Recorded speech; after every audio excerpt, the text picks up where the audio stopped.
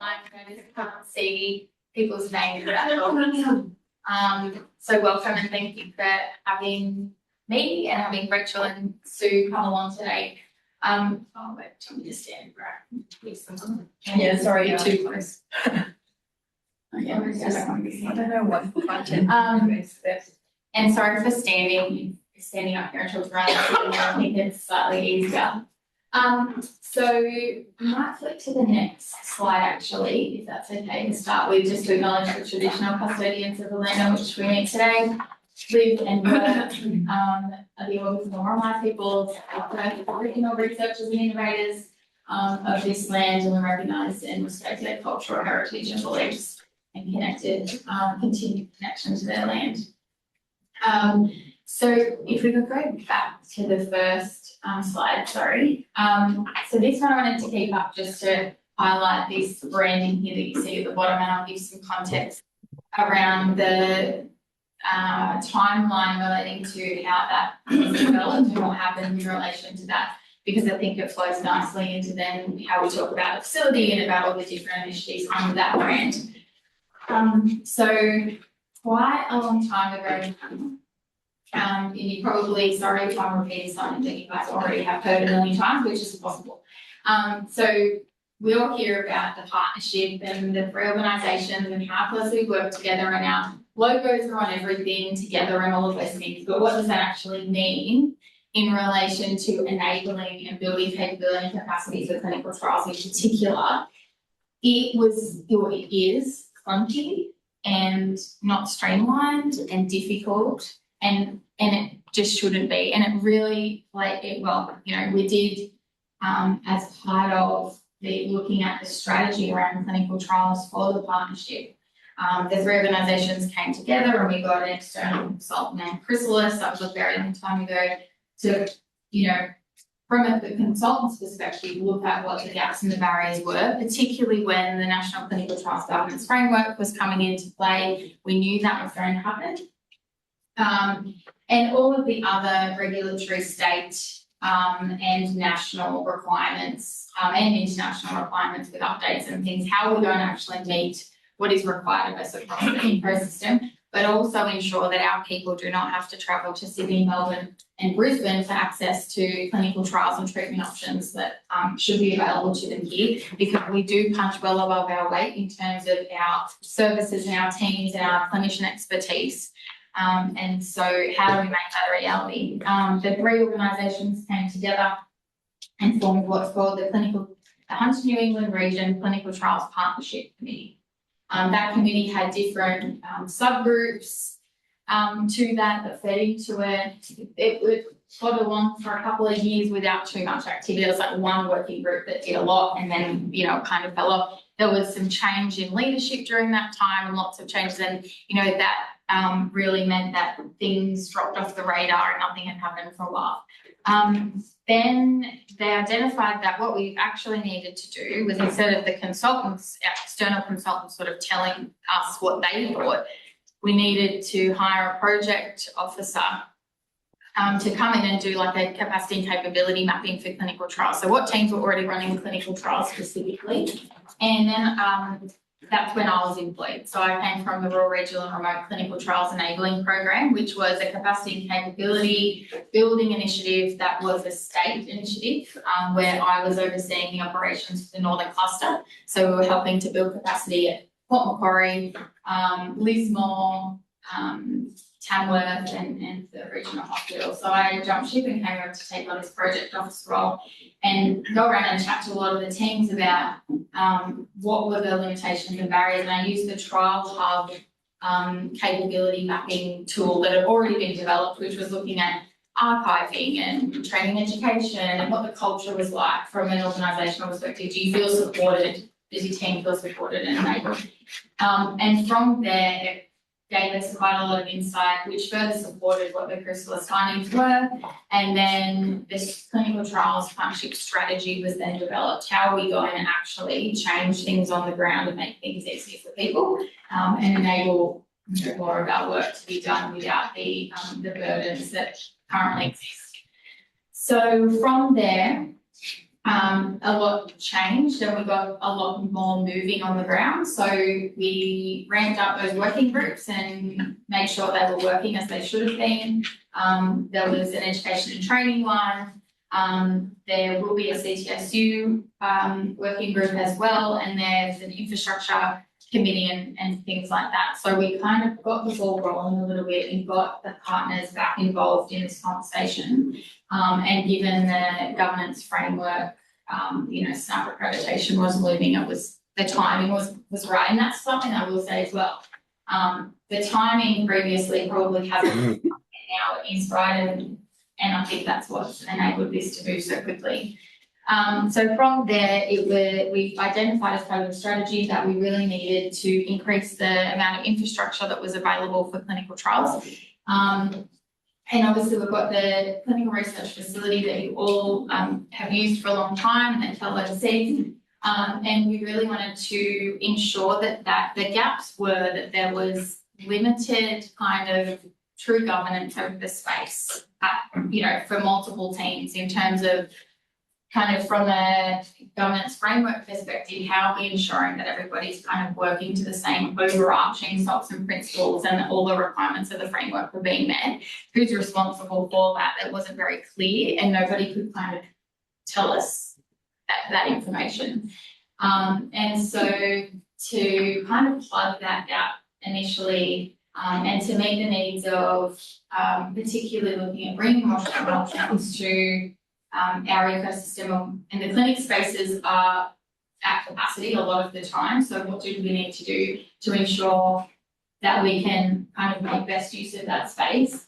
And the decision was made by the board to transition that space into a clinical trial site. So from kind of clinical research facility to what a clinical trial site operations would actually look like. So a lot of that work, we went down to Melbourne Children's and went down to Sydney and a lot of other places across the country and mapped what they had done and how it worked.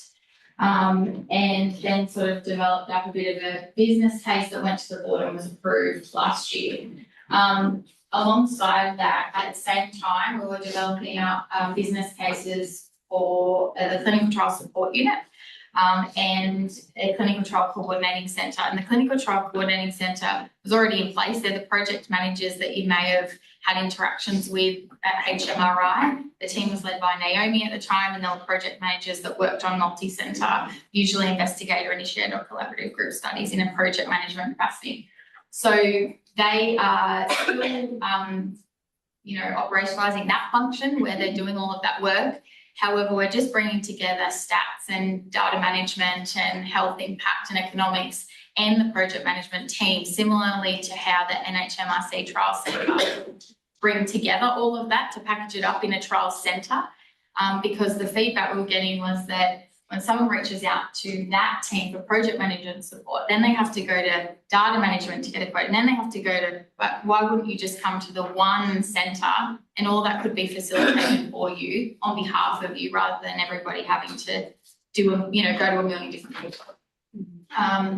So that's the change there. And with regards to the clinical trial support unit, that support unit is really about supporting, from a cost recovery perspective, it's supporting commercial clinical trials, but that's in the interim until it grows the capacity where we can look at that split and look at the equity across the district. But for the clinical trial support unit, it really is about supporting the teams in place. You might have one coordinator who has to do everything. They have to be part of business development, budget and feasibility assessment, risk assessment and budget and contract negotiation. They have to be navigating the CTMS, ethics and governance.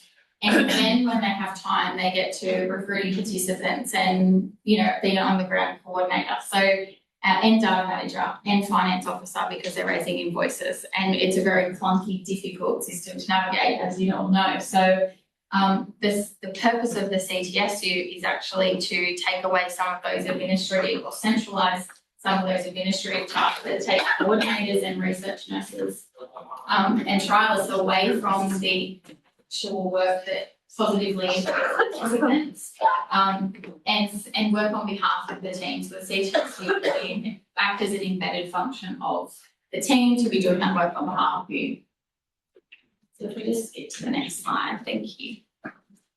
So this just really speaks to exactly what I've spoken about, that the new models that we're looking at standing up, which are approved by, Tracy McCosker in health, as well as Alex Linsky from the uni, and HMRI as well. They will form part of a stakeholder board. And then obviously the stakeholders on that partnership committee are across all of this as well. So anything that we do or any new implementation of something goes straight up to that committee and they approve all of that on behalf of the ecosystem as such. So this just speaks to the fact that, we did look externally to look at what we could take and what we could implement locally to meet the gaps and to alleviate people of all of the struggles that they were, because everyone has a different story. Each team, everyone's got a different operational model.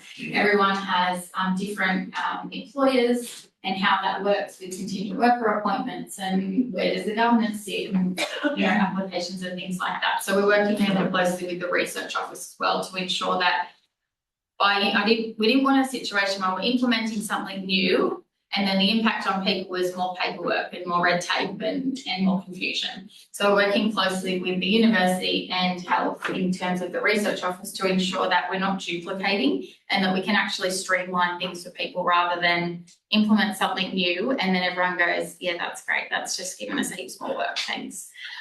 So that's something, I started as a clinical trial assistant, data manager, then coordinator. I know what it's like to be doing all of this, and that's why I wanted also to mention that when all of this has been developed, it's been developed with you all in mind, everybody on the ground that has to be doing all the work, because I know that in the past sometimes it's been a top-down approach to things without getting kind of the insights and the input from the people that are actually on the ground doing the work. Can we go to the next slide, please? Thank you. I guess overall, when we look at the manifesto of the ecosystem, and there are more, and we are finding that we will be able to kind of have enough evidence, just in case studies that we can start communicating with regards to real life examples of how, because I think that's helpful. It's all well and good to present these slides and come up and say this is what would be great in theory, but I think going forward it would be nice to have regular communication with everybody to update you on real life examples where this has been implemented and where it's been a benefit, because I think it's one thing to say and it's another thing to actually do it, and I think that's the implementation is really important as well. So again, we feel like the benefits of the ecosystem are these key points in particular, and many more, but across the three different functions, but particularly around kind of the CTSU and the Clinical Trial Coordinating Centre with regards to things like grant applications and, supporting investigators, supporting clinicians, training and workforce development and standardisation of, we're working, with the ecosystem or the partners on standardisation of things like SOPs, templates, all of those key documents and things that we all work across, HMRI, the university and health on clinical trials, and yet we've all got different things that we work to, and it creates gaps because there's not standardisation around that. So if there was like Melbourne Children's or, precincts like that, if there was a centralised repository of templates that people can just drop and play by specimen tracking logs. What does that mean? How do I implement it? Use this SOP.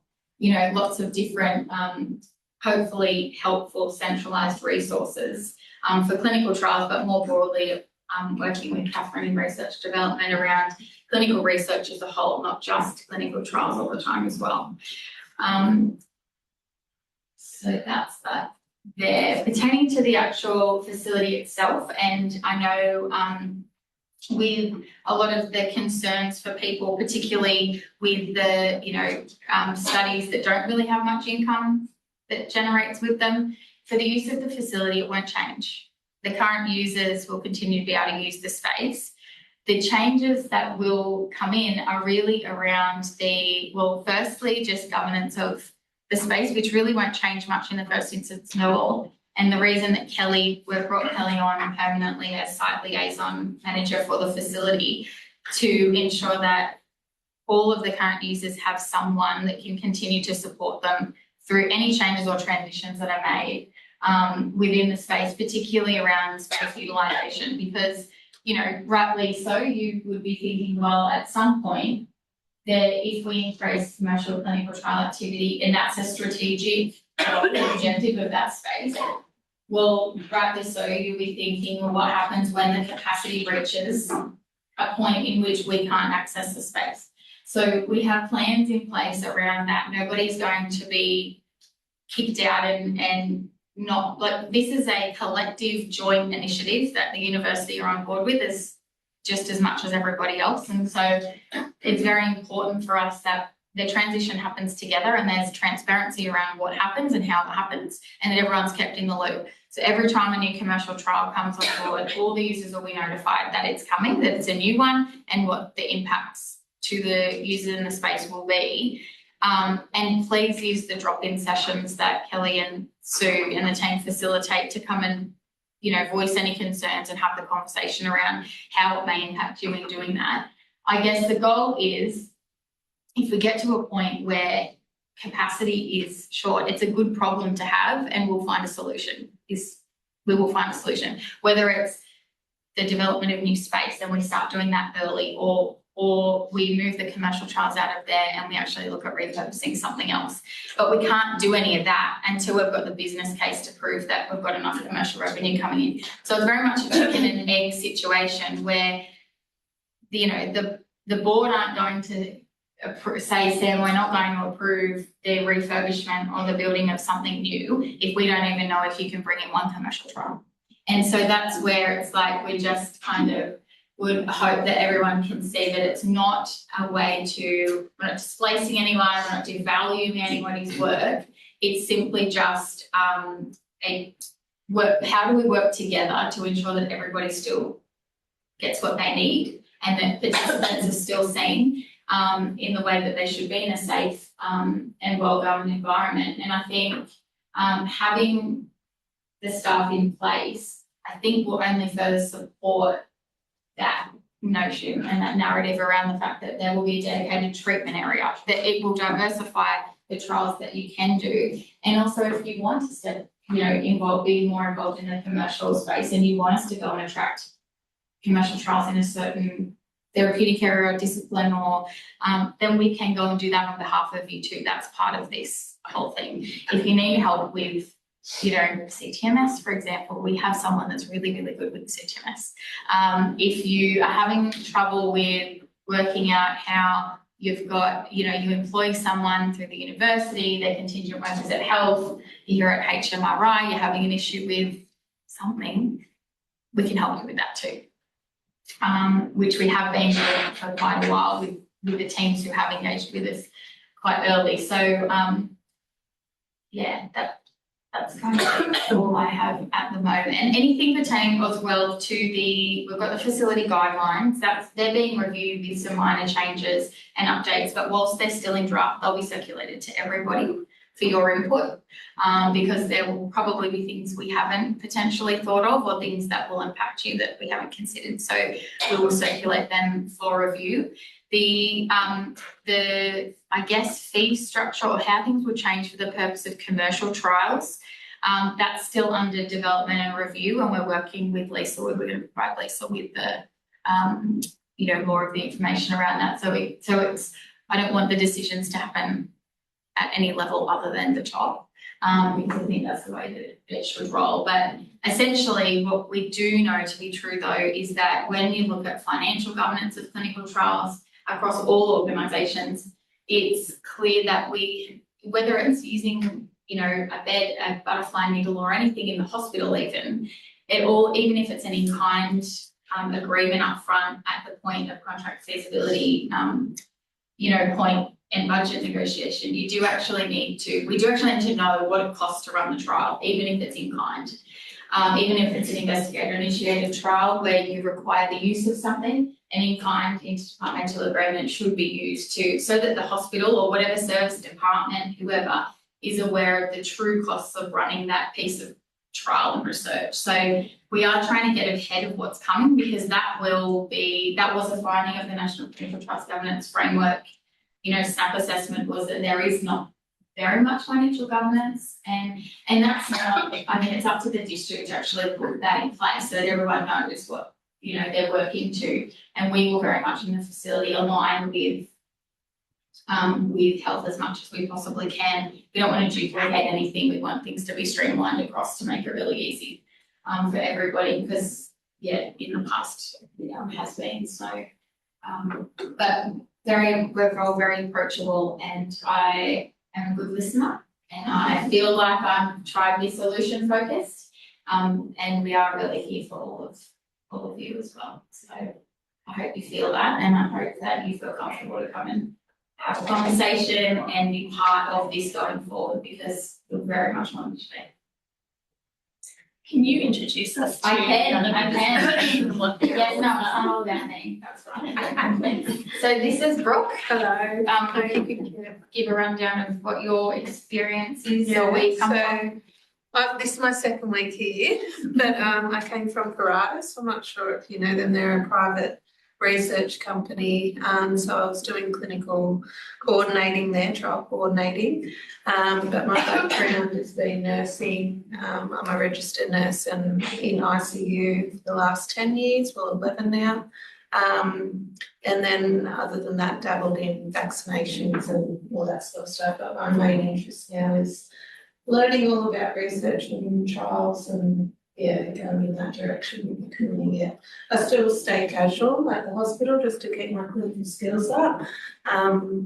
That's me. What's your role?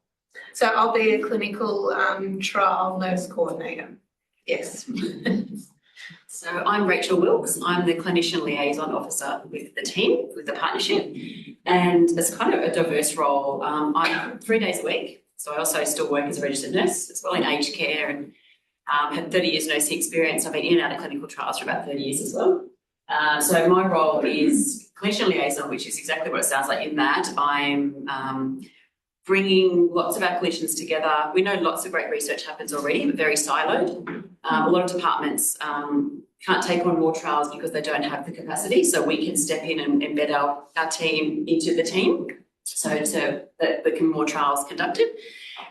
Also looking at business development, in that new opportunities usually come through me, and we look at which departments could potentially run that trial. So a lot more collaboration between therapeutic areas as well. So just for an example, there's some dementia trials that have come through, so Alzheimer's disease. So we can look at neurology, clinical psychology and geriatrics all coming together, which is working really well. So that way we can get registrars in as sub-Is, we can get from all different therapeutic areas rather than just being one area that does that trial. So lots of different things happening. We're sort of it's a learning curve, isn't it? There hasn't really been kind of a centralised mechanism to support how that would actually look, because particularly cross disciplines or cross departments, unless there was an MDT meeting or some kind of mechanism to bring people together. The other feedback we had, particularly from industry and other organisations, was that here there was no central point of contact or way to facilitate opportunities and things like that. So we may be relying on one key opinion leader who may have done a lot of work in the past. If that person leaves, the contact still remains with that person, and so we really want to enable or ensure that there's equity for the clinicians. Like, who are the clinicians who are on the ground? The junior clinicians that have this interest but don't get an opportunity, because what we also know is that there are some clinicians who have built this up, but they're not willing to share it up. It's like, this is my space and I'm the PI in this department. And so that's not sustainable for the ecosystem for long term, because then things happen in life and we need sustainability built into the ecosystem. And that goes to the clinical trial coordinator and nurse coordinator resource and workforce as well. If there's another department who has to, not recruit any more participants in a movement disorder trial in neurology, but, the MS team has capacity at 0.4 FTE, wouldn't we just send them across? So, it's still neurology. It's looking at those silos and working out how we can come together. And obviously there's a lot to nut out with all of that, but that's sort of the goal, that we we leverage off of the great things that already exist here rather than have to go it alone all the time. A lot of opportunities, sort of like Sam said, they die in inboxes. So they'll go to one person that they've had contact with in the past, and whether that email gets missed or they don't have enough time to reply. So so often trials can never happen, or they take so long with startup, and which is really unappealing for sponsors, and they don't get to the patients. So we've got a startup and regulatory manager, and that's his gig. That's what he's employed to do, and that includes CTMS builds, the full CTMS build as well. So yeah, his name's Angus. He's really, really good, helpful. I'm Sue. I'm the nurse manager for the clinical trials facility. So I started in the end of February. So just still getting a bit familiar with the processes and the systems and the way that the facility and the CTSU and the services that have come together are running. I've been a registered nurse for just over 20 years. If you were to ask me anything midwifery related, I could answer off the cuff very quickly. So clinical trials, I branched out into just coming up 4 years ago with the cardio-oncology team with Aaron and Duan, and was their research nurse. I was working mostly out of Granada with the patients on that clinical trial up until January this year. And then I've come into this role just to continue that clinical trials foundation that I've been in and loved and wanted to explore and continue with. I've been a nurse manager, public, private, home births, Gosford. It feels like it's very similar, just a different building. So just getting used to my new colleagues and ways of working here, and really excited to be part of this. Just like Sam's done a lot of the work, and now the seats at the table are starting to fill up, and we're here to help continue what she started. Super passionate about the clinical trials and what it can bring to patients and the community, the partnership and building on those relationships. And I guess I won't lie, I've come into a period that is like full of a lot of change for, I recognise, existing users of the facility. And whilst we're representing more change and more trials coming in, I'm very approachable. I appreciate a history and a culture of way things are done, and having to move into new ways of doing things pretty challenging. So I'm here to help. Please, I'll respect and appreciate all your ways of working. Just come and talk to me, and yeah, we'll work through this sort of new period together.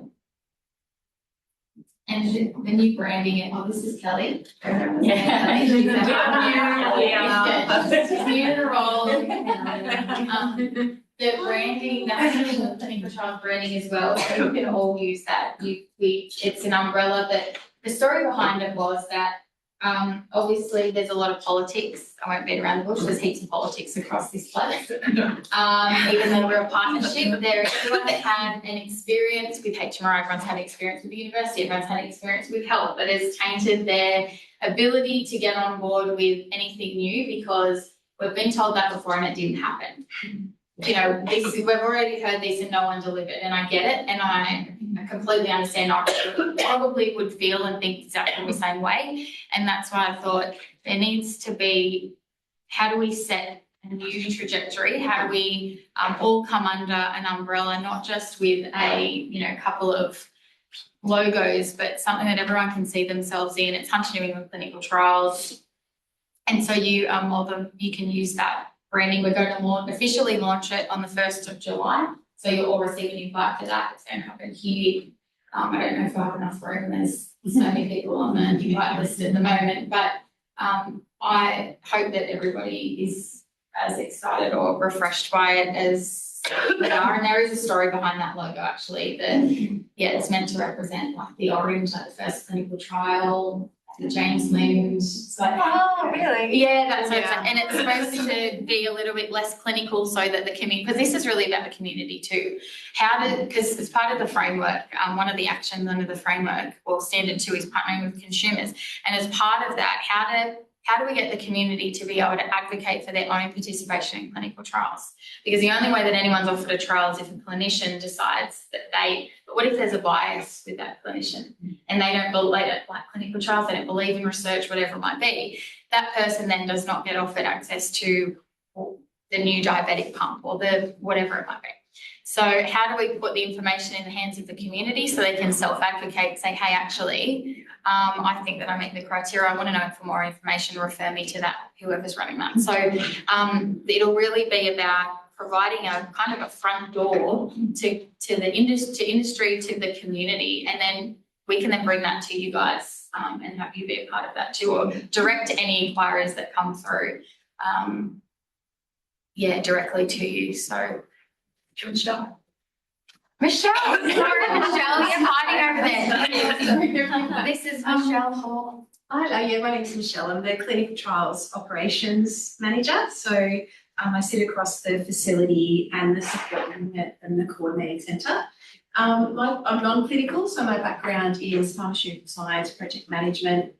Been working in clinical trials for almost 30 or so years now. So similar to Sam, started as a trial assistant and then coordinator and project manager, operations officer, and all sorts of different things through trial sites and sponsors and CROs. So, and I love a bit of GCP as well. Love a bit of good clinical practice. And we're about to have a license signed with Sophie Mead for good clinical practice. I am a trainer, so I'll be able to train people as well. So we're all kind of sitting on the same page with our lovely GCP.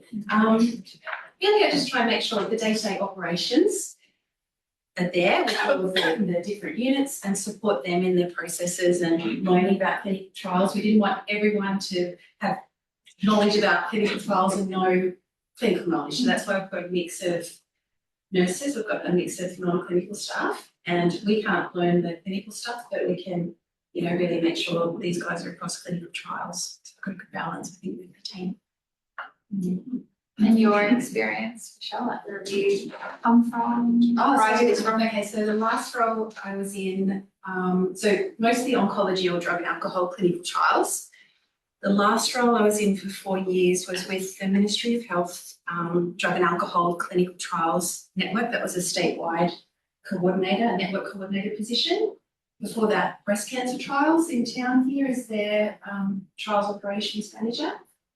Before that, it was TROG cancer research, Trans-Tasman Radiation Oncology Group. Yes, I was with TROG.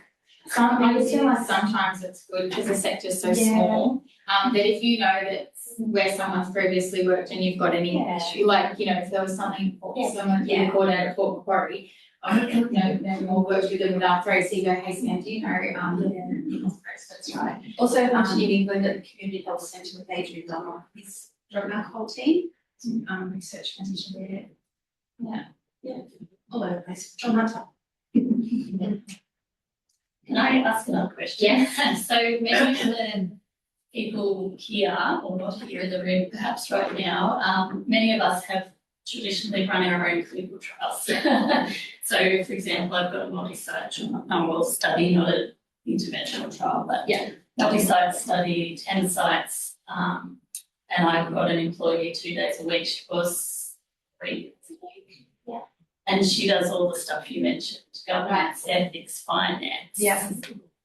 Parking tickets, everything. It's a broad job description, isn't it? Yeah. So how do we see a group like us transitioning, I guess, into, is this the kind of thing where in future I would budget for that position, but then we pay you, or how do we transition into this kind of a model? Yeah, so that's absolutely, you could do that, definitely. So in terms of budgeted tier grants and things like that. So we could go, that would be a coordinating centre. We could come to us and then we'll facilitate you working with the coordinating centre and working up that budget for the grant and supporting you in that for sure. Yeah, that's exactly right. And the fees, I know you said the fees were being worked out. For commercial. That's for commercial. Yeah, that's only for commercial. What are the fees likely to be like for investigator-led? So, well, at the moment, there won't be any. At the moment, there really won't be any because it's very difficult to be looking at what, the difference there. I mean, the idea is that, and most sites work on that model of like what percentage split they're going to have to be able to run the commercial studies, apply the fees that need to be applied so that then we can support everybody. It's that equitable model. I will say not every department is on board with equity across. They're like, it's every man for himself. Yeah, so that it's an interesting concept that I'm, again, I'm a good listener, I'm listening, I'm validating, and I'm, So why would an investigator want a free service? it's more the investigators who operate predominantly in the commercial space. Oh, okay. You say to them, well, we can take, if you take those administrative tasks off their coordinators, it will enable them to take on more trials because their coordinators won't be bogged down in all the admin and things like that. So some people aren't there yet where because of lots of other historical things to look at the bigger picture, they're only looking at, and rightly so, what pertains to what they think is just in their world right now, in their department. And so the minute you say, jump on board to this new model, and over time, the bigger picture is that there'll be equity across everyone will be able to access this support and this new model and infrastructure because there are teams like ICU and anaesthetics and surgical services where there really isn't that commercial opportunity there for those types of trials and treatment options. Why shouldn't they be supported in those centralised functions too? And some of the response, well, it's probably only 20%, is, well, I don't really give a hoot about Maybe ICU. other words as well. Yeah, lots of other words. I actually, to be honest with you, Sam, I don't care about them. And does essential support, I'm assuming it doesn't replace like my person or is it designed to be that I won't need that person at all in my next trial? Or is it more advice support rather than doing the work? I think it's a bit unique to how that trial wants to be run. Like, for example, we're just about to kick off with the paediatric endocrine team, and they've got they're running the trial themselves. So we're booking the rooms, we're creating the space for them because they don't possibly have 10 free beds up in the kids' ward to have 10 children come in and learn for 3 hours at a time how to be educated on how to use their pump. So they'll do that at their booking visit. But then over the next 2 to 3 months, they'll have a lot of Zoom calls if things are going well or the pumps are well. And they know these patients. They've been in their clinics for 20 years. Yes. So we might be doing some data entry for them so that their nurse practitioner can actually be doing the education, but then they're giving us information and we're doing the data entry. We've done the startup, Angus has done the feasibility, and they've factored that into the cost and the overhead that the sponsor has provided back. Right, yeah. So, and if it's for a grant, I guess that's where we're involved. If you can involve us very early on, and then we can be part of helping to work that up as well, and looking at whether it's that you need, if it's that you need a coordinator on the ground here at your site, but you're also project managing and coordinating, all the other sites. That could be with a project manager in the coordinating centre actually handles the multi-site component from a project management perspective to ensure that all the sites are operating as they should in compliance with GCP and everything. And then for your site here, that's where we look at, the coordinator and facility. So it's, probably breaking down the roles and responsibilities for your study, and then looking at where the different teams can come in. And presumably we have to budget for that in our grants so that we can pay for it. I'm still a bit confused about the cost. Yeah, so I guess it depends on whether you only need the space for just your site or whether you are talking that multi-site scenario. But and again, there can be a circumstance where we have a project plan at the beginning when we come to have an initial conversation where we know out how that's going to look and what needs to happen. But we'll find solutions to it all. And so, that all sounds great for trials going forward. Is there a way to jump in to get support on something that's already partway through? Like, say, our team needed help with data entry or something because we don't have the capacity to keep up with what's happening. Is that something we can request, or how does that work? This is a conversation I was going to have with the exec and the partnership committee because that is a real gap, and we found in gastro there was like a serious breach that we needed to come in and sort out for the team because there had been a coordinator who wasn't, working as they should have been working. So there is a lot of cases across where people are saying it's exactly what you did. It's all well and good for new things, but we really need help now. And so that's information that I'm passing up to the partnership now to say, well, the support's needed here for historical trials, and we have an obligation to do that. So I'll get back to you with that one, because that has come up as well.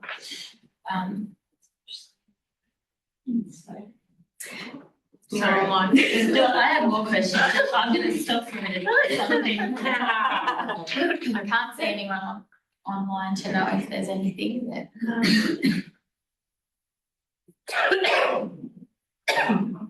Anyone online? Any questions? I have a question. So I'm an ECR, so access to funding is quite minimal. And as the first steps, say if I wanted to do a small clinical trial, I've got a small amount of funding. In that situation, what would be kind of services that you'd be able to provide, knowing that I'm very limited?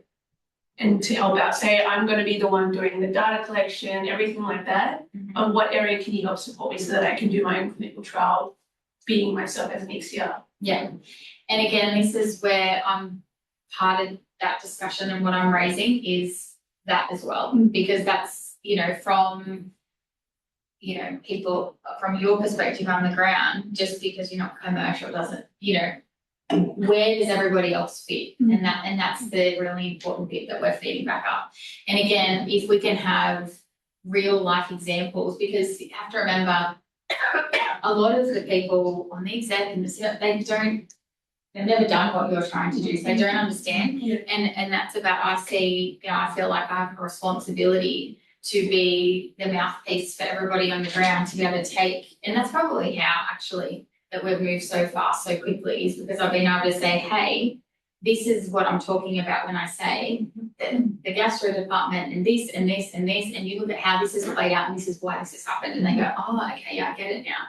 So if I can take your example up and say, hey, this is what I'm talking about when I say this scenario, and we need to find a solution here. So I'm working on it.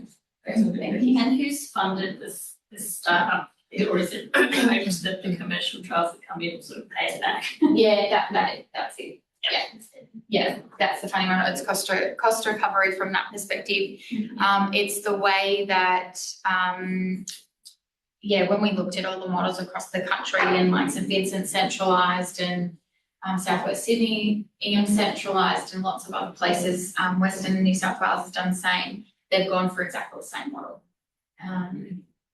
So, and it's like, the medical oncology at the MARTA, they have a centralised model, but it's only for medical oncology. They've got a startup manager, CTMS manager, all those great things on the micro level. We're trying to do that.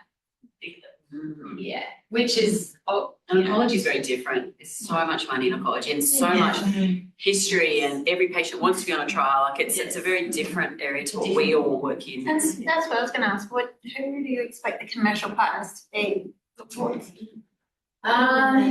we've had early conversations with lots of CROs and a few boutique CROs that have different things, like a ultrasound device looking at, what is it? Imaging the amyloid plaque brain. What's a CRO? A contract research organisation. So it'd be like that project management team, and they're working on behalf of the sponsor to ensure that the Pfizer or the Johnson & Johnson, wherever they work for them in Australia.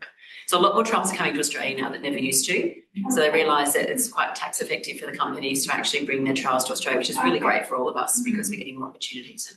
So it'll go, sponsor, and then the CRO is kind of acting on behalf of the sponsor to make sure all the sites are selected, they know what they're doing, they've got all their TMF in order, all their participants are screened appropriately, and all the things, manage the IP usually as well. And so we're working with some of the sponsors like Johnson & Johnson, AstraZeneca, and heaps of the... And they don't go, we'll work with Sydney because that's where we're going. Like, or do they want to have regional? Yes, they want us. Right. They're so excited to have outside Sydney and outside Melbourne and outside. Yeah, Brisbane. okay. They are stoked. Because we punch above our weight, like Sam said before, we actually have so many departments here, so many, recruiting in regional areas is way easier than recruiting in Sydney area, like in, It is. you know, People are just metro. grateful to be offered an opportunity. It's crazy. Then you go out to the community and actually talk to them, and they'll rattle off their medical history and say, "Can you write that down and call me when an opportunity comes up?" That was International Clinical Trials Day. I went to the shops, and that's, "Oh, I've got diabetes, and my wife's got this, and I've got that, and can you call me because I really want to get on that weight loss thing because I can't afford it." Or there was a pregnant lady who had uncontrolled diabetes and she couldn't afford the pump. You know, so they're the sorts of things that people can get access to as part of a trial. But the sponsors are really keen, they're really engaged. And we're looking at establishing kind of, I know IQVIA were keen to engage with us and set up things like a lunch and learn. So they want to be more of a partner with different sites and ecosystems, and then we might do like, I don't know, a lunch and learn on Friday once a month, and IQVIA host that for everybody and things like that. And set up some partnerships so that the other benefit actually of having good partnerships with CROs and sponsors is that when the protocol's in its early development stage, if they've got a good relationship with our ecosystem, and Rachel can point them in the direction of all the teams and all the clinicians who specialise in that area, you can have direct impact on the world, the protocol that the world gets to operationalise on the inclusion-exclusion criteria. And from that, we can take it over to Aboriginal Health and say to them, you know, we are committed to inclusion of our First Nations people. You can look at a, you know, whatever trial it might be, and you can look at the inclusion-exclusion criteria, and it pretty well straight away excludes our First Nations. We can also do business development in that, go to the CROs and the sponsors, say we want trials in musculoskeletal, we want trials in genetics, we want trials in, and they can go searching for that and come back to us. And so they want information from us like that. What do you actually want? What is it we should be? And what they do want is to be able to come somewhere, not have to send a million emails just to get a response about an opportunity. And then they want fast startup, which historically has been difficult here. But what they want is to know that if they come here, they will prioritise us and give us all the protocols that we, you know, want to consider. But we need to ensure that we can deliver and actually have fast startup and have quicker timelines so we can start recruiting, but also have transparency around what we can actually recruit. Because the situation that most sites get themselves into, or the clinicians get a bit excited and they go, I think I've got 20 participants that I reckon I can get on that trial. And the reality is that's not based on fact. They haven't actually looked you know, at their clinical list to make an educate, they're just guessing. And so with that, reputationally, it's not good, because then you start up and you don't recruit, or you pre-screen or you screen fail 80 people. And that's just not good for anybody, because unfortunately recruitment equals revenue. If you aren't recruiting to something, then close it out. That's, yeah, don't waste the resources. It's particularly for a commercial trial like that. So hopefully we can help kind of build the ecosystem where you've got new clinicians that have the option to go to Sydney or to Melbourne or to Brisbane or somewhere else, but they would want to come here because they know that we have, you know, we facilitate innovation and we have this great ecosystem that actually does operate as a partnership when it comes to clinical trials and research. I have another question. With data collection, so because of HMRI we have such a diverse different research programs, how will you get across specialising in so many different areas where, you know, you have a CDS system up there, you got a pulmonary function testing up there, you got DEXA, you know, do people really have the capacity to be across all of that if you wanted someone to be across different domains? Do you mean in terms of your coordinators themselves? Well, so for example, if some of the services, if it's going to be data collection, for example, okay, can you run this study here at the clinical trial? So is that service you are providing, or is it only coordination and then it's up to the person to find the people to actually do the data collection? Well, I guess, again, it depends on the project itself, but in terms of people specialising all the stuff on the ground, specialising across multiple therapeutic areas, is that what? Yeah. Yeah, no, it's a fair point. I think that it's, I mean, I've worked across multiple therapeutic areas in my coordinator life, so I guess you get used to understanding the protocol and having to do your homework with regards to whatever therapeutic area it is. If you're talking It's about about foot not ultrasound, including- don't actually come in. yeah. Yeah. And if you're talking about clinical skills, like Yeah. then say the first trial we're about to run here soon is a diabetic foot ulcer trial. And so of course I'm very happy to say wound debridement is so not my thing. I'm happy to run out and do a course and be learn about it, but it's not my area of specialty and appreciate that for this particular trial. So we've networked with our colleagues in the diabetic foot ulcer clinic, and we've been able to do a recovery request where we'll hire the podiatrist for the period of the patient's assessment time, and then they'll come over and they will provide that service and they'll work with us to deliver that trial. It's been wonderful with the collaboration because they don't get to be involved in trials very often. They are so stoked that we Takes those patients out of the clinic. I was just wondering, because say if you came across a trial, they wanted to do, say, pulmonary function testing, and you know that we know how to do it. Yes. Is there an opportunity that you guys sorry. Yes.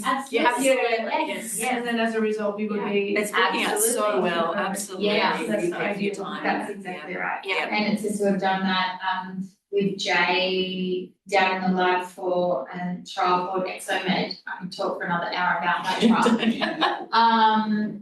But it was a clinical trial looking at essentially body line fat. So the effect of extracellular vesicles on regeneration and reverse aging essentially. And it was linked to this thing called X Prize. You can Google it. It's like a $500 million prize pool in America, and this Australian company ended up winning and was in the top 40 for their idea around this thing. So as part of that trial, we contracted Jay to actually be doing analysis on that trial. So yes, you're right, as all of this grows, where the specialties don't lie here, they lie in the ecosystem, and that's why we are focused on the bigger picture rather than what's best for one. Bringing everyone function. together and their skills and absolutely. expertise, absolutely. There's a question from online from Adam. Is there a plan for participating in investigator-led trials, e.g. HMRC funded, not commercial as a site rather than a lead site? Yeah, so I guess it would depend on what, as in bring it to the facility and we run the whole trial on behalf of the clinician. If that's the case, again, it's something that is a state. No, run a site. So not being the lead site, Yeah, potentially, and I think we need to work out what that percentage looks like. So what percentage of how many commercial trials do we need to be running for that facility to then be able to support that investigator initiated trials that don't bring in much revenue in that way. And so that's again part of that conversation that I'll take up, which I will provide. When do you guys have this again? every month. Okay, so I'll talk to Kel and once I do get that response about all of these, I'll bring it back here and report back kind of the way we'll move forward around that. So I think it's important. Yeah. The other question I had, you mentioned integration with data sciences and health economics and all that sort of stuff. Yeah. Will their capacity be expanded to match the need? I'm concerned about that because it's very hard to get action from data sciences at the moment, let alone if they're suddenly managing data for big trials. Yeah. So again, yes, they will have to. And if you've got a problem, if you're experiencing issues with that, tell me, because I'll go and sort it out. Because if we're going to operate as a coordinating centre and we're building, support and capacity, it needs to be there. So that's all feedback we need to know, because we will be operating like that. So there'll be kind of as part of the coordinating centre, similarly to an HMRC, you've got that one point of contact, and that's like the lead project manager and brings in all of those platforms and coordinates everyone. So you've got that one person and then other teams, which will hopefully be very helpful. That's not to say you can't organise a meeting with or whatever, but it just means that there's a coordinated approach to this rather than this piecemeal, million quotes, million back and forth and it's all streamlined. So, and if anyone's having an issue with anything, just come and talk to us because we're probably in an okay position to be able to try and knock it out across the whole thing.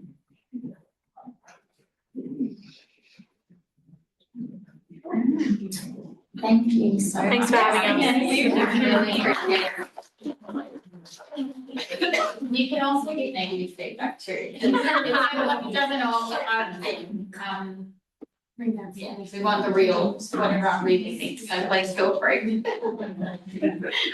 Thank you very much.